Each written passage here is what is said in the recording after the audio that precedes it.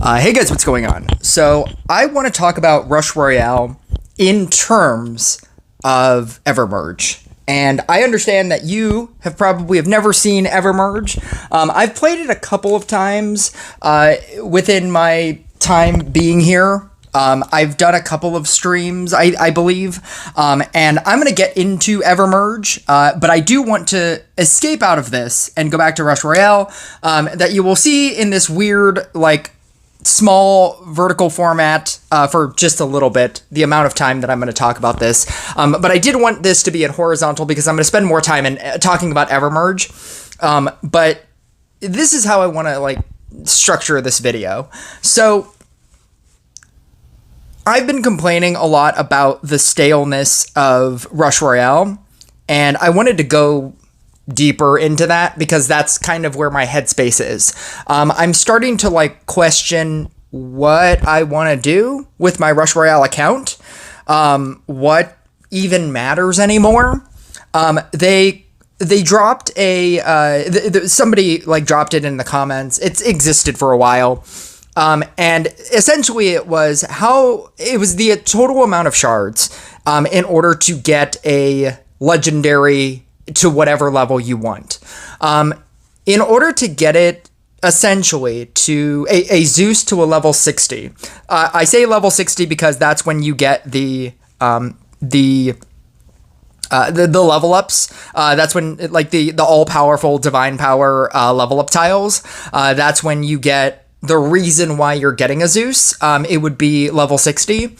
It would take about $1,000. Now, to get it to a level 100 from a level 60, which isn't a lot of levels, it would take a second $1,000. That is doing it the cheapest way in the game, which is not the free-to-play the free-to-play expedition way, but the expedition mercenary camp seasonal offer way, at the rate of $30. At the rate of 30 shards for $150, which is the best rate in this game. It'll take you $1,000 to get to a level 60. It'll take you another $1,000, basically. It might be a little bit more than that, to get to a level 100 and max out a singular legendary hero. I talk about this because the only way to boost my account anymore would be a legendary hero. Currently in PvP, I'm doing at 5,000 crit, 5644 crit. I'm essentially doing 6 minutes, 6.5 minutes on a good day, with a good deck, with a good setup. I'm doing about 6.5 minutes.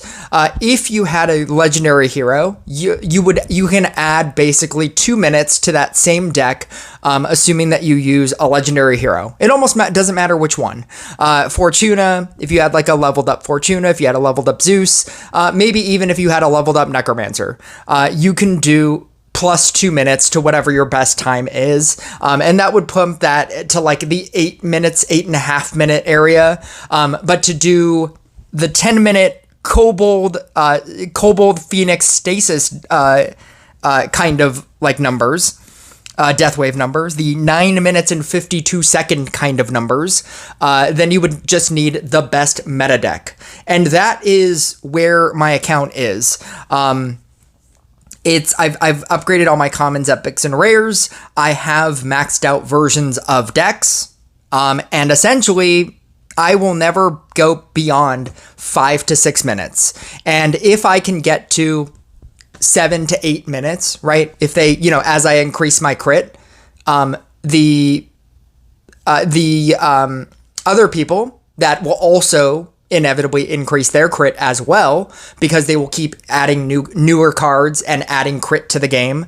Those people will then get 12 minutes into death waves. They will get 14 minutes into death waves. And so the goalpost just keeps changing. And so even if I do more damage, those people will also do more damage, and the difference will still be the same. If you don't have a legendary hero, you will not get plus 2 minutes. If you do not have a legendary deck, if you don't have the best meta deck, you will not get the better times. And that is where I find my account. I'm looking at my account and I'm looking at the idea that I can max out a monk, I can max out a summoner, I can max out a Harlequin, and it doesn't even matter. It basically doesn't matter. And so where I see my account is I'm basically it's basically it's going to be the same. It doesn't matter if I upgrade. I'm at my account is now at the point where if I don't get a legendary hero or if I don't get a Phoenix or, you know, whatever the best meta deck is, if I don't do that, my account will never progress. I have lost all progression in this game. There is nowhere to progress. I am literally at the point where I'm upgrading, you know, a Tesla to Reincarnation 3 so I can get plus 3% if I run a Tesla deck. I am upgrading a Demonologist to level 15 to get, you know, 5 extra percent. I don't know, whatever it is for percentage. For crit percentage. At the beginning of the game, they tell you to upgrade your crit so that you will do more damage. I'm at the point where upgrading my crit is not going to basically increase my damage. It would be like trying to blame the idea that I'm not doing, you know, bigger numbers because my Night Sword is not a 20. Because my Amulet of Swiftness is not a 20. That difference is so negligible that you're almost not even going to see it in any game. It's not going to make that big of a difference. You're not all of a sudden going to go from 630, 630 death waves to 10-minute death waves. That's not the difference. You can upgrade all of your stuff. You can upgrade all of your cards, and you will maybe get 7 minutes consistently instead of 630, which is what I'm getting now. I'm at the point where everything that I upgrade, it's almost as if, though, you can look at it this way. Let's assume I didn't upgrade my Lightning Mage to 15 and I actually had it at 14. It would be like upgrading a Lightning Mage and thinking that that is going to change anything. I feel like upgrading the rest of my cards, continuing to upgrade the rest of my cards, isn't going to really do anything for my account if I'm not spending thousands of dollars at a good rate to upgrade legendary heroes or to get the best meta deck. And so what it feels like to me is I will forever get 7K trophies because I can now, and I will forever be able to. I will always get 12 minutes in Endless Floor co-op because I will always be able to do that. And that's it. This game has basically become a free-to-play game for me because there's no progressive element anymore to feel like I'm doing any better than I currently am. I will eventually do a little bit better, but there's no progressive element to do any better than I currently am. And then the other thing that I wanted to point out is that we are currently, as of 3 days ago, in update 29.0. The last time that they gave talents to a non-new unit, right? They introduced Kobold, and then Phoenix, and then Gunslinger, and then Treant. This is going back 7 months ago. The last time they gave talents to a non-new unit is 8 months ago with Archer and Sentry. That was Random League Tournament number 3 area. That was when Random League was basically still new. They gave Archer and Sentry talents 8 months ago. And we still haven't gotten any new talents for any old units. Not that that would matter. I'm just saying that that's how long we've waited for them to say, oh, we're eventually planning on adding talents to everything. And we're at the point where I don't even think it would really matter like if Thrower got talents, if like in the next update, Catapult got talents, I don't think any of this would really matter. The best deck would still be the best deck, and everything else doesn't even matter. The last time I even felt like doing, like, the last time I even felt like actively doing a, what was it? A tier list, was 27.0. That was 4 months ago. That was the last time I even kind of felt like doing a tier list. Because tier lists don't matter anymore. It's just the S tier deck and then everything else. You might argue that it's Genie and Phoenix, and I could see that argument. But then it's just everything else. Bard would be like in that top A tier. Bruiser would also be in that top A tier. And then it's just everything else. And it doesn't matter. Because if you don't have that top deck, nothing else matters. And I would like to compare that to Evermerge. Because Evermerge to me is a very free-to-play game. I have invested some amount of money into this, and I'll show you how. But Rush Royale has essentially become Evermerge to me. It is not about paying to get ahead. It's about understanding that eventually you'll just get everything. And there's no real reason to try to pay into this game. Evermerge is a merge 3 game.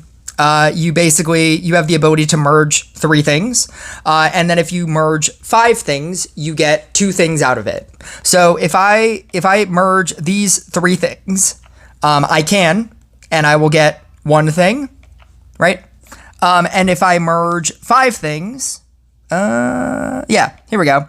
If I merge 5 things, I will get 2 things of the next level, right? So it's always been more beneficial to do 5 instead of 3, because 3 and 3 is 6. That will give you 2 things, but 5 will also get you 2 things. And so you're saving a piece. And so you always basically, they're called merge 3 games, but you always want to merge 5. And that's essentially the entire idea of it. The way that this is like Rush Royale, each of your heroes, you have to collect an item, and then once you unlock a hero, you have that hero unlocked forever. So I've been playing this game for a while, and when I go to all my heroes, these are all the heroes that I have. These are the 2 heroes that I need. I believe it's Merlin and Peter Pan are the last 2 heroes, and each hero has a quest tree, or an amount of items that you need to get for that hero in order to unlock it. So with Merlin, you need hats. So you need this hat. You need all of these hats, and then the way that it works is, like I just said, when you have 5 of the previous item, you will get 2 of the next item. And so, like it goes brown, yellow, light green, darker green, green, light blue, blue, purple, and then it keeps going up. So you have to get so many hats. And then once you have this last one, the next one is the portrait of Merlin, right here. You need 3 of the previous one, and then you'll get, when you merge 3 of that top one, then you will get Merlin. Once you unlock a hero, once you unlock a hero, you'll also unlock land with your wands. You get wands from collecting fruit. You collect fruit through seed packets, and then you build, oh my god. All of these are plants. When you merge these up, you get seeds, or you get plants. When you harvest the plants, you get food, and then you can trade food to your heroes and get these ingredients, or these they make as soon as one of these goes back onto cooldown.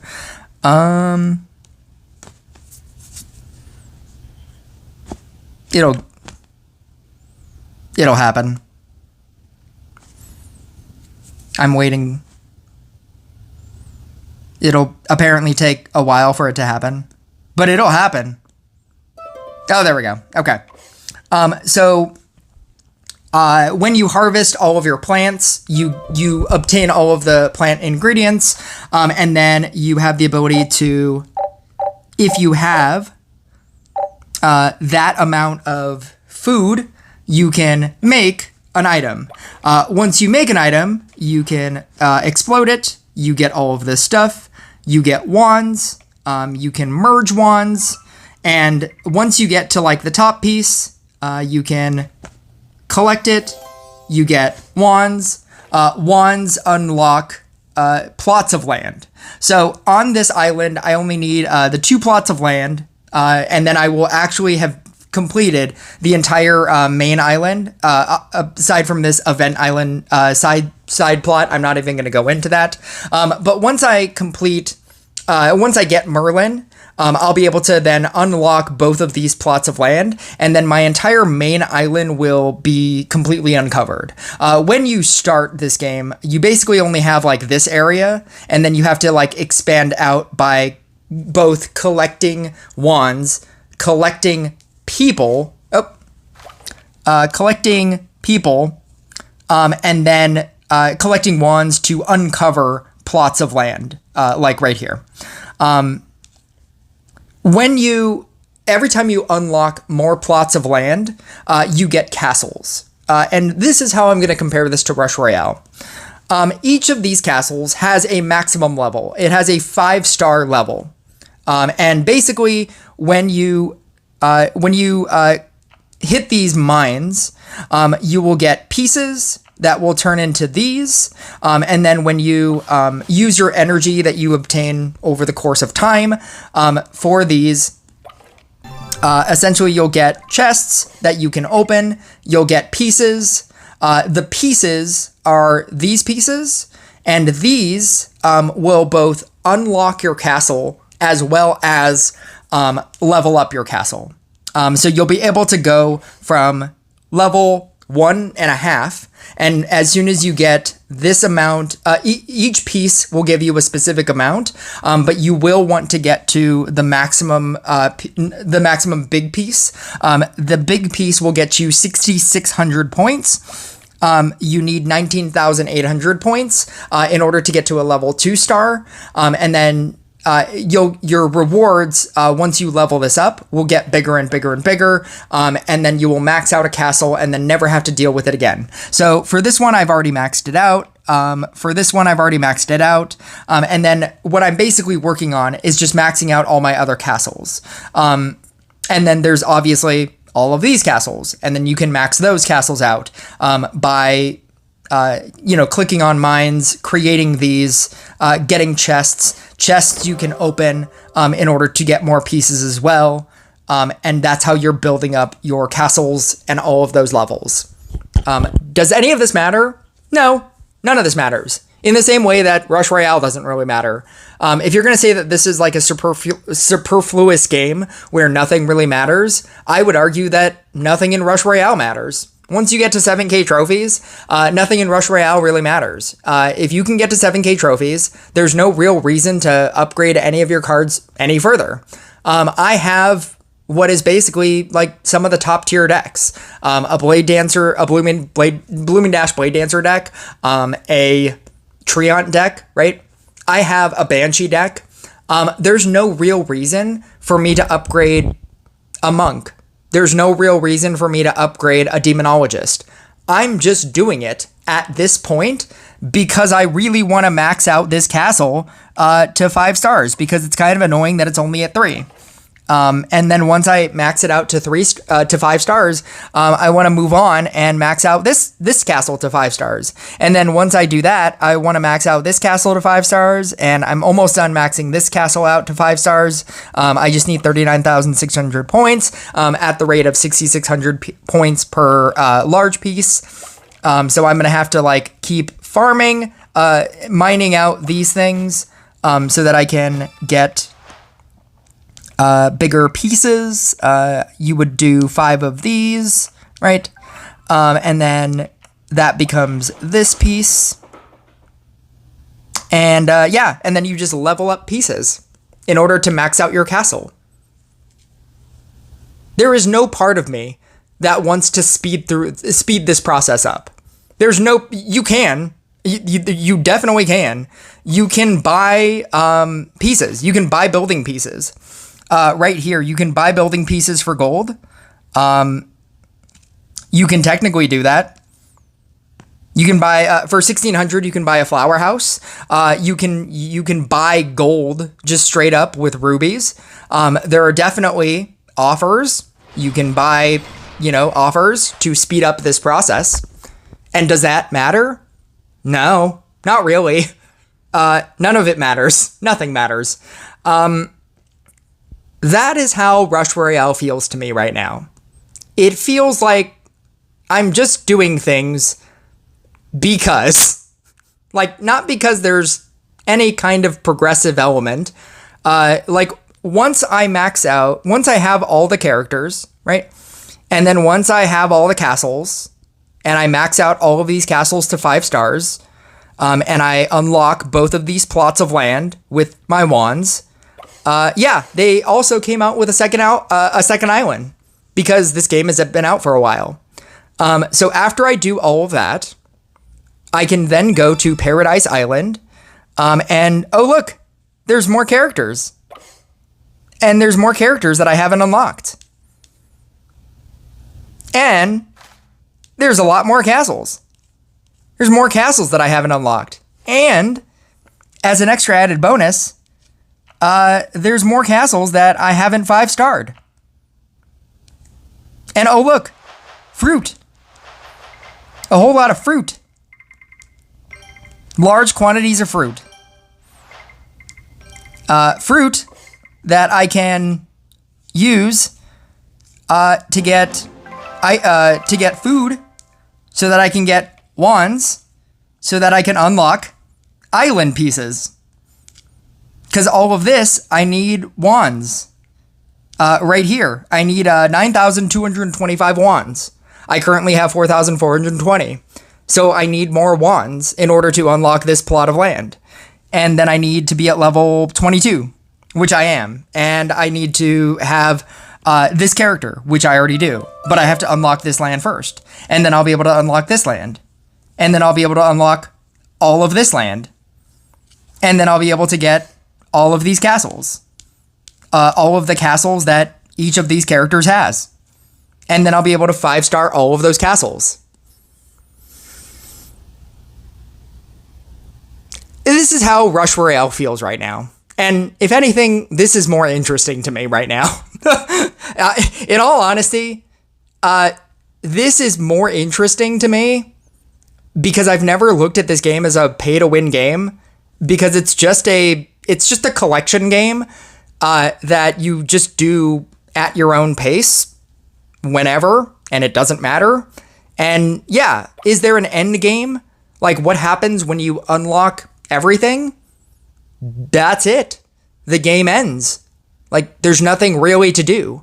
Once you unlock all the characters and you unlock all the plots of land and you 5-star all of your castles, there's nothing else to do. There is no end game past that. There's no, continue playing the game. Because then you're not playing the game for anything. You're not trying to unlock anything. You're just playing the game to play the game at that point. Nothing is going towards anything. Like, once you unlock all of the plots of land, there becomes literally no reason to collect wands anymore. Once you unlock all of the heroes, all of your hero boxes that you obtain over the game with hero fragments, there's no reason to try to unlock those anymore. But this has always been a collection-based game to me. Whereas Rush Royale has always been, I want to upgrade my crit in order to do more damage. I want to collect, all my commons, epics, and rares so that I can be at 3,000 percentage crit and I can do more damage and I can be a serious player. I want to upgrade my summoner. I want to upgrade my, my scrapper and my knight statue because I need this for my deck. I need this for my deck so that my deck will be better. I'm at the point in Rush Royale where I have enough things that nothing that I collect matters. Kind of like this game. Nothing matters. It's like me 5-starring a castle doesn't technically matter. It's just kind of something to do. It's just something to look forward to and achieve. And that's how I look at upgrading the rest of my cards in Rush Royale. There's no real reason for me to pay into the game anymore to upgrade a demonologist faster. In the same way that I could pay into the game to upgrade my castle faster, but it really ultimately just doesn't matter. I can just do it now or in 5 years and nobody cares. I'll eventually just get it whenever I get it. There's no urgency anymore with Rush Royale for me. I think that's my problem. There's no sense of urgency anymore. I don't feel like I'm behind anymore. Even if I'm technically behind because I don't have a legendary hero, I don't have a Phoenix, I don't have a Kobold maxed out and Reincarnation 3, right? That's what those are supposed to do. They're supposed to make you, it's fear of missing out. FOMO, right? It's supposed to make you feel like you're behind and you're missing out because right now everybody loves Kobold, right? Captain America Brave New World just came out. I mean, it didn't just come out. Technically, Novocaine just came out right now. And if you don't watch it today, you're missing out, right? Fear of missing out. But does it matter? Does it actually matter? Does it matter that I 5-star this, right now? Does that matter? Does it matter if I need to get this Frog Prince right now? I need these crowns. I don't have, the required crowns. Does that matter? Do I need to pay into this game so I get the Frog Prince faster? That's how Rush Royale feels to me. And I accept it in this game that I don't need to pay into this game and I'll just get everything whenever. And in Rush Royale, for the longest time, I have felt that I need to pay into the game in order to get things. In order to max out a scrapper because it was going to get talents, to max out a knight statue, to max out a gunslinger because it's the best thing, to max out a kobold because it's the newest best, support unit because they're phasing out every other support unit. They're trying to tell you that knight statue is bad and enchant sword is bad. And I just simply don't feel like any of it matters anymore. And that's not to say that I won't play the game. But I'm very actively thinking about not even spending money in the game anymore and just becoming like a quote unquote free to play player. I don't feel like I need the benefits of the season pass. I don't really feel like I need the benefits of buying the passes for events to get new units. I just simply don't care. Like, I'm at the point where I won't do more damage unless I spend $2,000 for a legendary hero.